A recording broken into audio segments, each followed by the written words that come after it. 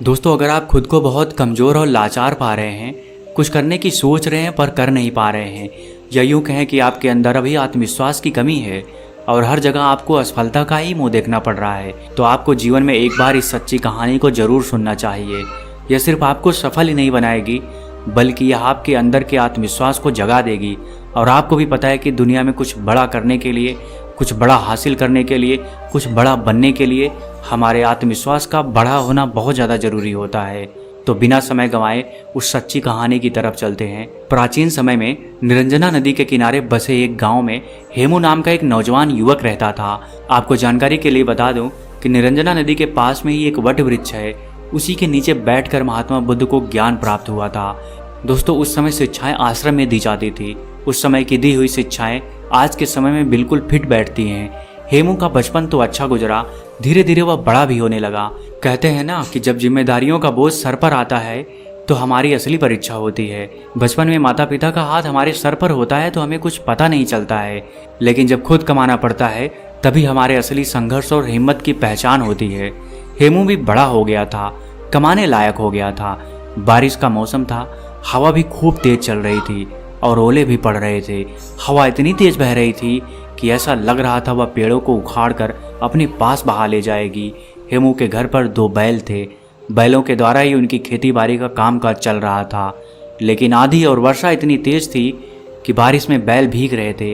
हेमू की माता ने भीग रहे बैलों को छांव में लाने के लिए जैसे ही बाहर निकली, वैसे ही वह फिसल कर गिर गई। उनकी कमर टूट गई। फिर उसकी माँ कभी ठीक से चल नहीं पाई। बहुत सारे पैसे उनके इलाज में खर्च हो गए, फिर भी बहुत खास असर नहीं हुआ। धीरे धीरे समय बीतने लगा। हेमू की माँ अब ज़्यादातर अपने बिस्तर पर ही लेटी रहती थी। हेमू नौकरी की तलाश में, कामकाज की तलाश में घर से बाहर निकल आया, क्योंकि अब उसे पैसों की ज़रूरत थी, तभी तो घर का काम आसानी से चल सकता। कामकाज की तलाश में वह घर से बाहर निकल पड़ा। जो पैसे वह लेकर निकला था वह सब 1-2 दिन में खत्म हो गए। हेमू को कई जगह पर काम भी मिला, पर वह कुछ दिनों ही वहाँ टिक पाता। उसके काम के करने के तरीकों की वजह से उसके मालिक असंतुष्ट हो जाते थे और उसे नौकरी से निकाल देते थे। ऐसा उसके साथ हर जगह हुआ। वह जहाँ जाता कुछ दिन नौकरी करता और फिर वहाँ से निकाल दिया जाता था, क्योंकि वह ठीक ढंग से कोई काम नहीं सीखा था। कई कमियाँ थी उसमें।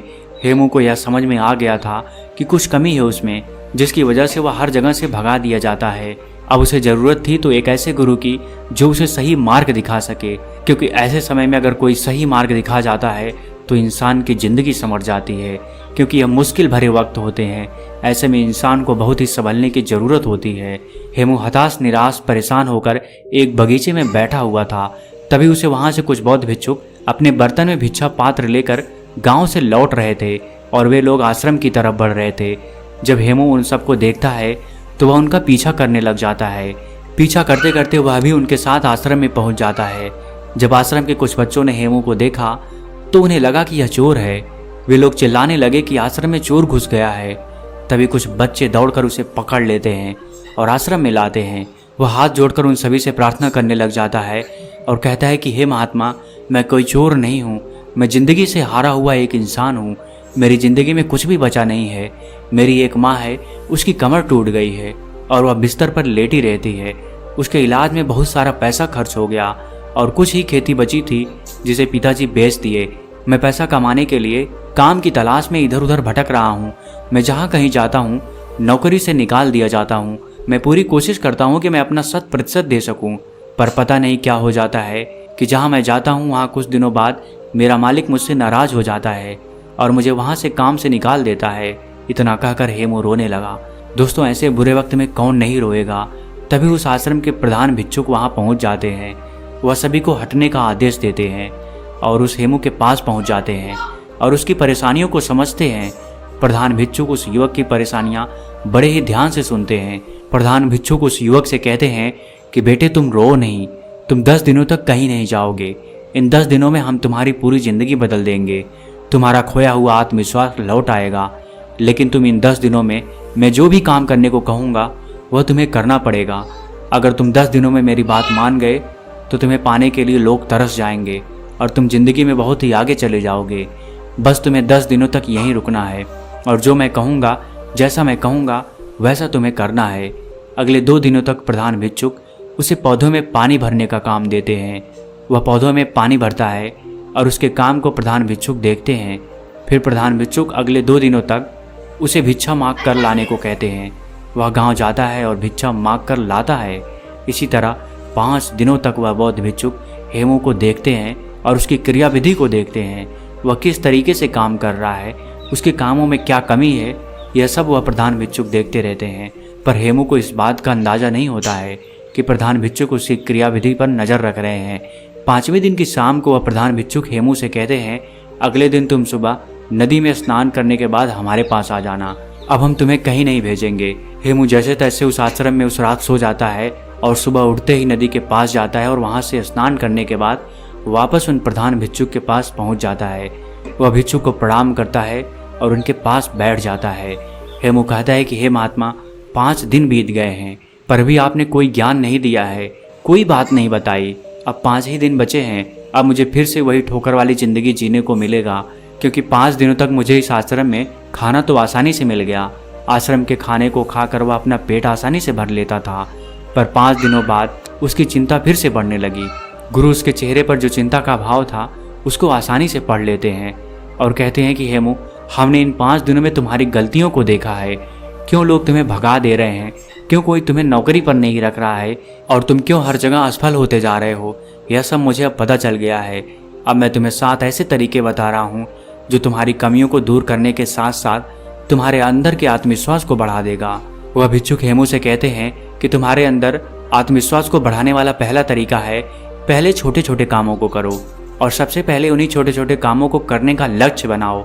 अगर तुम पहले छोटे छोटे कामों को करोगे तो तुम्हें छोटे कामों को करने का अनुभव प्राप्त हो जाएगा और तुम्हारा आत्मबल भी धीरे धीरे बढ़ने लगेगा, क्योंकि तुम छोटे छोटे कामों को करना सीख लिए हो और उन कामों से तुम्हें जो सीख मिली है वह तुम्हें ज़िंदगी में बहुत आगे ले जाएगी। अगर तुम्हें बड़ा काम करना है तो पहले छोटे छोटे कामों को करना सीखो।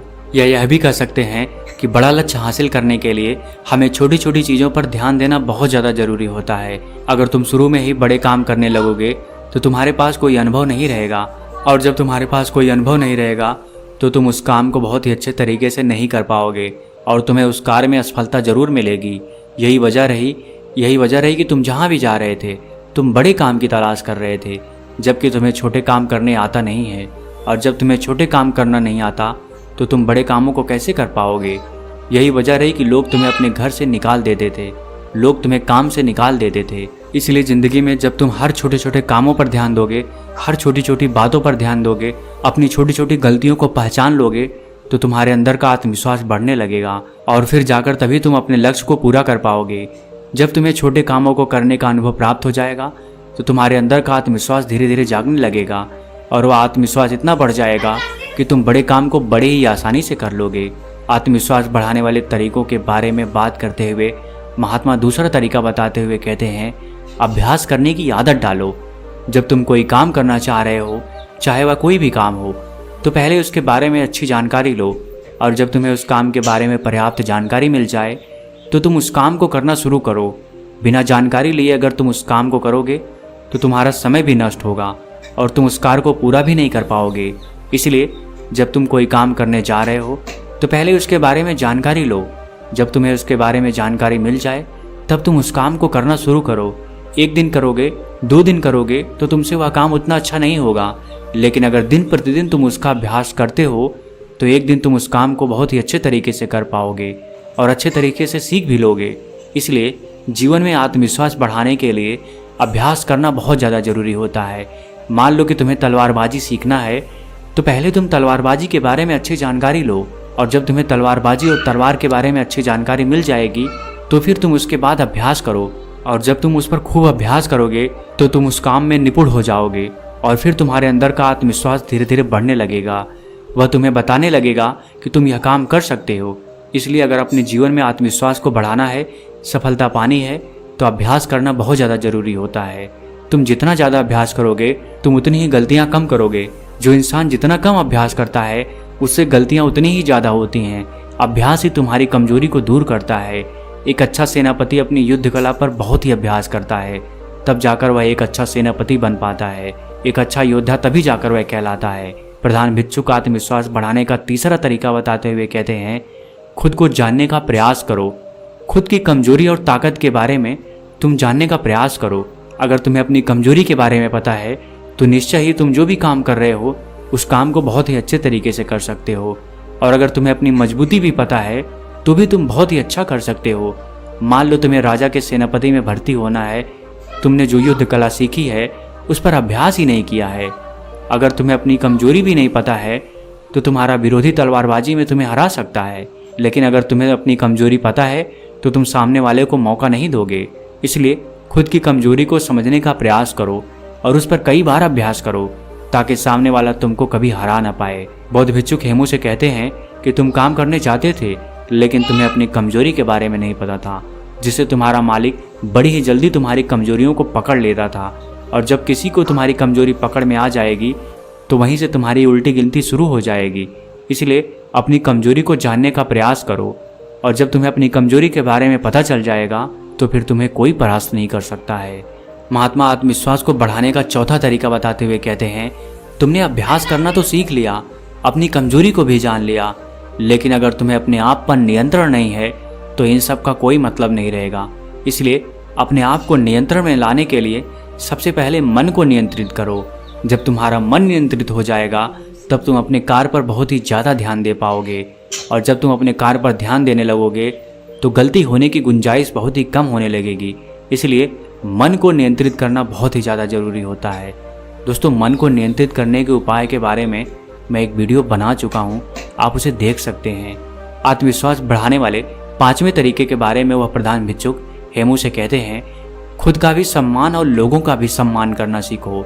जो भी तुम्हें उपलब्धि मिली है तुम्हें उसमें सम्मानित महसूस करना चाहिए। तुम्हें खुद पर गर्व होना चाहिए कि मैंने इस काम को कर लिया है। जब तुम्हें खुद पर गर्व होगा तो तुम्हारा आत्मबल, तुम्हारा आत्मविश्वास बढ़ने लगेगा, और जब तुम्हारा खुद पर आत्मविश्वास बढ़ने लगेगा तो तुम्हारे लिए कोई भी काम करना संभव नहीं लगेगा। इसलिए अगर तुम्हें अपने आत्मविश्वास को बढ़ाना है तो तुम अपनी छोटी छोटी उपलब्धियों से सम्मानित महसूस करो, क्योंकि जब तुम खुद को सम्मानित महसूस करते हो तो तुम्हारे अंदर का हार्मोन बदलता है, तुम्हारे विचार अच्छे होने लगेंगे, और जब विचार तुम्हारे अच्छे होंगे तो तुम्हारे कार्य अपने आप सही होने लगेंगे, तुम्हारा आत्मविश्वास भी बढ़ने लगेगा। प्रधान भिक्षुक आत्मविश्वास बढ़ाने के 6ठे तरीके के बारे में बताते हुए कहते हैं, अपने लिए समय जरूर निकालो। जिंदगी में तुम कितना भी व्यस्त क्यों ना हो, लेकिन अगर तुम अपने लिए समय निकाल नहीं रहे हो तो तुम्हारा सब कुछ किया हुआ व्यर्थ है। क्योंकि जब तुम खुद के साथ अकेले में समय बिताओगे तो तुम खुद को जानने का प्रयास करोगे। तुम दिन भर की गलतियों के बारे में अकेले में सोचोगे कि आज हमारे साथ क्या अच्छा हुआ है और क्या बुरा हुआ है, क्या चीज़ मैं और अच्छा कर सकता था जो मेरे से नहीं हुआ। जब तुम खुद में खुद के साथ अकेले में समय बिताओगे तो तुम्हें यह सब बातें अपने आप पता चल जाएंगी। इसलिए दिन में एक बार अपने लिए समय जरूर निकालें। अपने शरीर के बारे में सोचें, अपने बारे में अच्छे विचार लाएं, और जब तुम्हारे विचार अच्छे होंगे, अपने बारे में तुम अच्छा सोचोगे तो तुम्हारा आत्मविश्वास अपने आप बढ़ने लगेगा। प्रधान भिक्षुक आगे कहते हैं कि समय को बर्बाद ना होने दो, तुम्हारा समय बहुत ही कीमती है।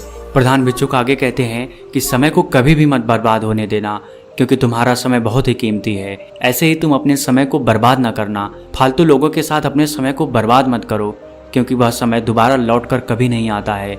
जो लोग समय को बर्बाद करते हैं उन्हें बाद में बहुत ही पछतावा देखने को मिलता है, क्योंकि अगर तुम हर कार्य को सही समय पर करते हो तो तुम्हें किसी भी चीज़ का भय नहीं रहेगा, तुम्हें किसी बात की चिंता भी नहीं सताएगी कि मैं यह कार्य अभी नहीं कर पाया हूँ।